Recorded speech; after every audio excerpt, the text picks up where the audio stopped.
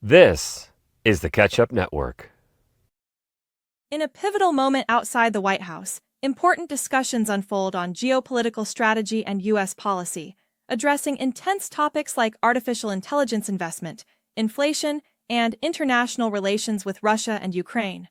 This dialogue provides insights into current global tensions and economic strategies, underscoring the complexities of leadership amidst global conflicts. Tune in for an essential understanding of the intricate dynamics at play in today's world stage. We brought our star along here. We're going to Pittsburgh. We're going to be touting about, going to be numbers like nobody's ever heard The before. speaker highlights plans to travel to Pittsburgh to focus on significant AI investments, reflecting a major economic and technological push in the United States. Trillions of dollars in AI investments indicate a strategic focus on innovation, potentially reshaping labor markets and technological leadership globally. This initiative aligns with current trends where AI is pivotal in driving future economies through efficiency and competitiveness. Mostly to do with AI. We have tremendous investments being made, literally trillions of dollars of investments being made in our country on AI, artificial intelligence. I don't know if the word artificial is a good word, but that's the word. That's what they've chosen. So I think we're going to have a very successful trip. We had a good call with the Texas congressman this morning, as you probably heard, and that went very well. And do you have any questions? Addressing inflation, the dialogue points to calls for the Federal Reserve to lower interest rates, reflecting ongoing monetary policy discussions aimed at stimulating economic growth. With recent figures indicating low inflation, the debate centers on balancing growth with price stability. This is contextualized within larger economic policies influenced by tariffs and international trade decisions. Mr. President, your reaction to the latest numbers from the Labor Department saying that inflation rose slightly last month. Very slight. Essentially, they were exactly as anticipated. Very low inflation. So what you should do is lower the rate. The Fed should lower the rate immediately. Is it because of tariffs? Did tariffs? We had a big win with the Supreme Court on the Department of Education. We want, as you know, we want to bring education back to the states, take the federal government out of it. A little tiny bit of supervision, but very little, almost nothing, like to make sure they speak English. That's about all we need. Mr. President, what would you tell a student who might be in a struggling, failing school right now? What would you tell that? Well, we have school choice, and we're getting school choice approved all over the country. We just got it done in Texas, and school choice is the answer. Yes. Yes, Mr. President. Given Russia 50 days, what happens now? Do you talk to Vladimir Putin? Well, at the end of 50 days, if we don't have a deal, it's going to be too bad. Should Zelensky get more aggressive? Yeah, the tariffs are going to go on, and other sanctions go on. Should Zelensky target Moscow? Emphasizing education reforms, the speaker advocates for state-level control, minimizing federal intervention. This reflects broader ideological shifts towards decentralization and parental choice, such as school vouchers. In international relations, the focus on U.S.-Russia dynamics suggests a nuanced diplomatic stance amidst escalating tensions, with discussions on Zelensky's strategic decisions and military aid implications. Should Zelensky target Moscow, sir? Should Zelensky target Moscow or deeper into Russia? No, he shouldn't target Moscow. Is that why you gave him more weapons, though?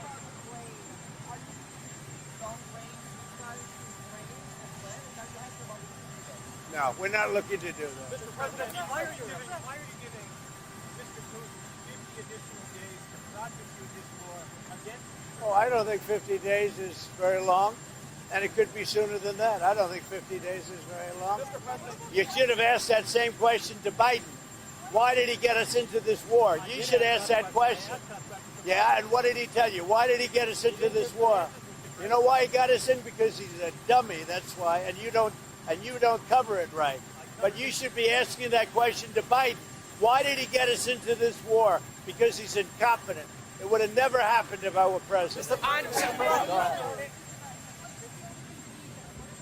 So we made a deal with Indonesia. I spoke to their really great president, very popular, very strong, smart.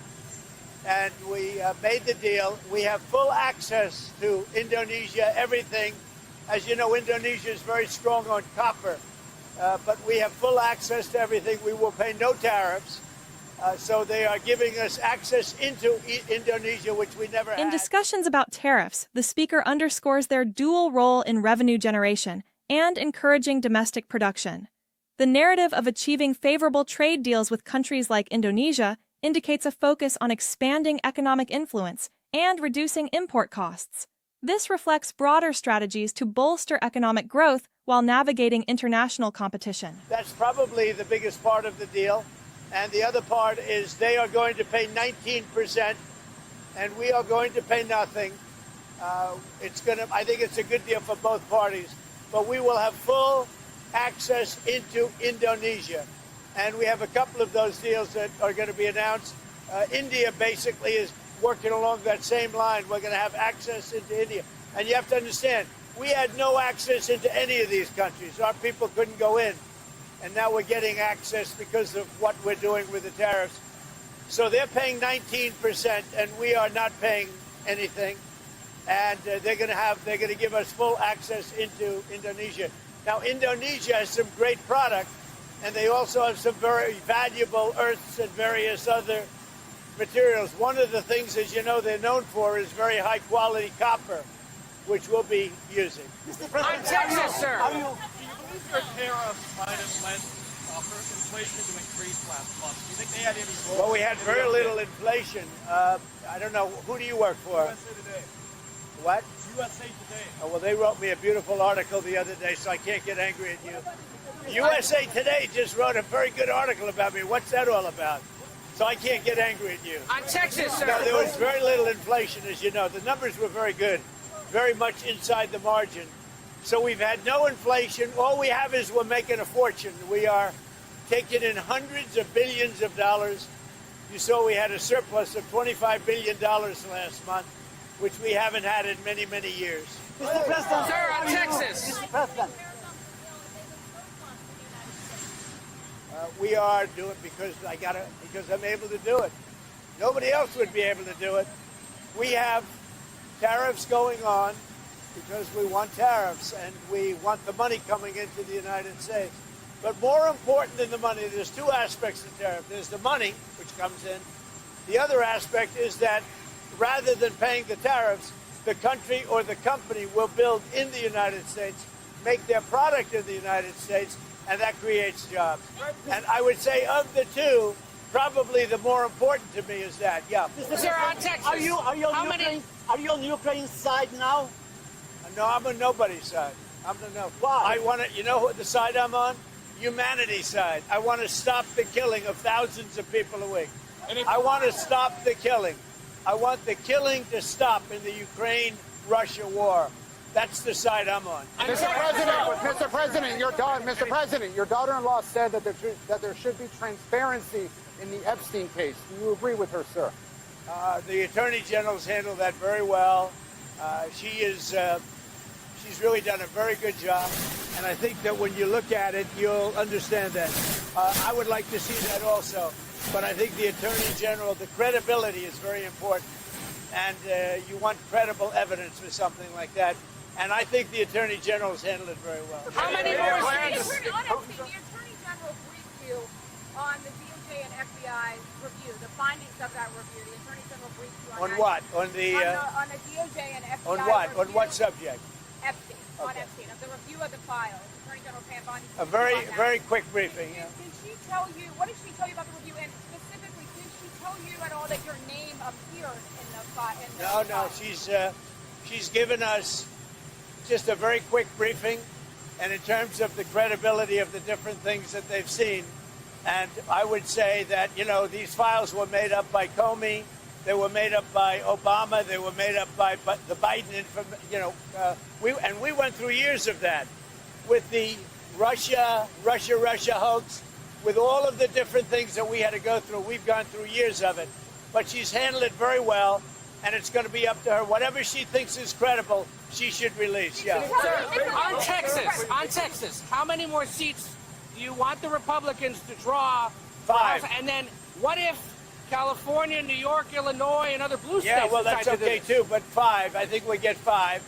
And there could be some other states. We're going to get another 3 or 4 or 5 In addition, Texas would be the biggest one, and So that'll be fine. are you calling then for a complete redrawing of the congressional map ahead No, of next no, year? just a very simple redrawing. We pick up 5 seats. And where But we is have a couple of other states where we'll pick up seats also. What does that cost the primary? What's your tariff rate for the EU? Well, when he was in my office, What did you tell him when he was in your office? I told him he's doing a very bad job. He's way late. That's why I call him too late. Jerome Powell is too late. He's way late. Interest rates should be coming down. We have a very, very successful country. We should have the lowest interest rate anywhere in the world, and we don't. Jerome Powell has done a terrible job, and frankly, I don't think he could do a worse job. He's called everything wrong. So they had a report come out the other day, 71 different economists, and me. You know who was right? Me. Mr. President. Did you know that? I was right. I did know, Mr. President. Are you going to appoint Mr. Powell to another term as Fed chair? You must be kidding. Mr.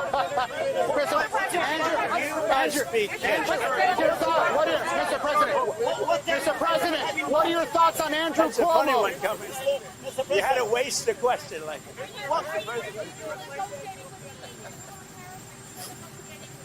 No, we are talking to the EU, and we're making progress. But look, you know, we already have a deal with the EU. It's called the letter that was sent out. I think it was 30%. That's the EU. But we, at the same time, we are talking to Andrew Cuomo. No, go ahead. Well, Mr. President, your reaction to Andrew Cuomo staying in the New York City mayor's race. Andrew Cuomo staying in the New York City mayor's race. I think he should stay. I think he has a shot. Would you prefer him over... Well, I don't want to say, you know, I'm a Republican, he's a Democrat or an independent. No, I think Andrew would have a good shot of winning. He's got to run a tough campaign. He's, you know, he's running against the communists. I would think that he would have a good shot of winning. Steve, go ahead. Tell us about your trip to Scotland, sir. What are you going to do on your trip to Scotland? We're going to be meeting with the British Prime Minister, very respected. And we are going to have a meeting with him probably in Aberdeen. And we're going to do a lot of different things. And we're going to also refine the trade deal that we've made. So we'll be meeting mostly with the, at probably one of my properties, or maybe not, depending on what happens. But we'll be in Aberdeen in Scotland, meeting with the Prime Minister. Mr. President, what's your preferred? Mr. President, give a message for the EU if they retaliate for your tariffs? Well, I don't know how they can retaliate. You know, they've made a lot of money. They've treated us very badly, but now they're treating us very nicely. And I think we'll end up, I think everybody's going to be happy with the EU. What's your preferred tariff? Given that the Mr. President. Is there any plans to meet with Pope Leo in the near future, sir? Not a plan. I would do it. I have a lot of respect. I really like his brother. His brother is a major, serious Trumper. You know that. He's MAGA all the way. I like the Pope's brother, and I think I'd like the Pope. But the Pope's brother lives in Florida. I met him, and he is MAGA. He's got MAGA signs all over the house. He likes Trump, and I like him. Mr. President, what's the latest on Iran? How about you? Iran. Who's plan to meet President Putin to seek out to discuss his race death? Well, we're going to see what happens with President Putin. So far, I've been very disappointed with President Putin. I've solved a lot of wars in the last 3 months, but I haven't gotten this one yet. This is a Biden war. It's not a Trump war. I'm here to try and get us out of that mess. Mr. President.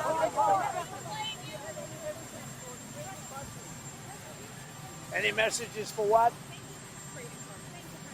Yeah, go ahead. Do I have a what?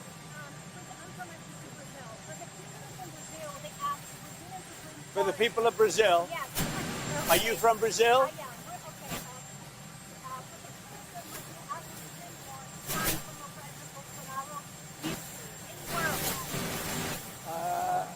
He's going to trial now, right? When is that trial starting?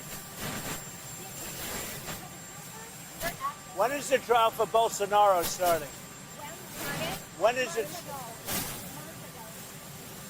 How is it going? But they haven't found him guilty, have they? But have they found him guilty? No. Look, On Iran. President Bolsonaro is a good man. I've gotten to know a lot of prime ministers and presidents and kings and queens.